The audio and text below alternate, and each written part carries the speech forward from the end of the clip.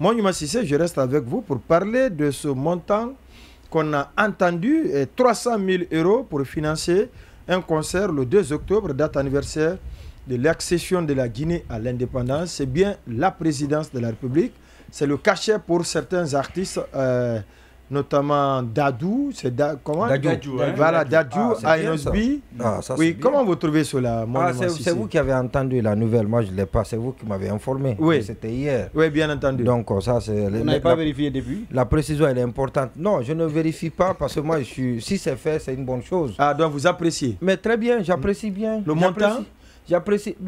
Vous parlez de 300 000 €. 300 000 €. Ça fait moins de 3 milliards. 2 milliards et quelques pour fêter notre souveraineté.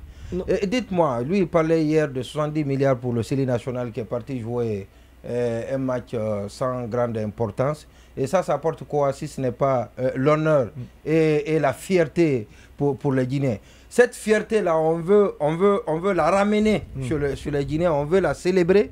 3 milliards pour faire venir des artistes internationaux et justement faire intéresser les artistes locaux. Et parce que ce que j'ai appris de la célébration, et je pense que c'est comme ça se passait dans les temps. Nous, on n'a pas vécu ça à notre temps. Et il paraît que pendant la Révolution, et c'est comme ça, c'était la plus grande fête nationale en Guinée. Au Mali, c'est encore une réalité. Malheureusement, cette année, ils n'ont pas réussi à le fêter, les Maliens, et à célébrer leur indépendance à cause de ce qui leur a été imposé ces derniers temps. Non. Lié à un accord dont on n'a pas voulu qu'il soit respecté par les rebelles. Bref, ça, c'est pas le sujet à l'ordre du jour. Donc, faire de cela, et parce qu'à l'époque, c'était dans toutes les préféctures. Et il y a même la rentrée scolaire. Jusque dans les sous-préfectures. C'était le 25 septembre. Jusque dans les sous-préfectures. La rentrée scolaire a été avancée pour permettre aux élèves de venir défiler le jour du 2 octobre. Et donc, c'était une fête attendue. Et donc, le 2 octobre était attendu comme...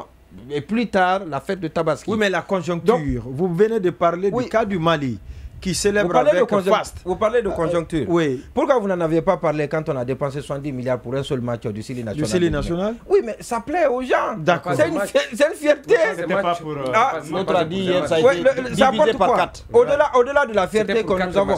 Oui. 4 matchs, ok. Au-delà de la fierté que nous avons pour les 4 matchs disputés par le Sili, ça nous apporte quoi pécuniairement? Le classement au niveau de la FIFA. Ça nous apporte quoi, ce classement? Nous apporte quoi pécuniairement? On peut engranger des montants. Quel montant? De l'argent.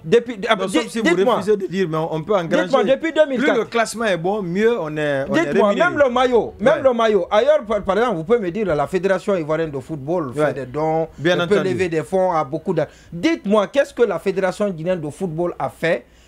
Même les maillots que porte le Sili national de Guinée sont achetés. C'est l'État qui paye. C'est l'État qui paye. D'accord. Dites-moi, qu'est-ce que ça a? 300 000 €. Quand on veut parler de la célébration de la souveraineté, on est détaillant. Allez-y.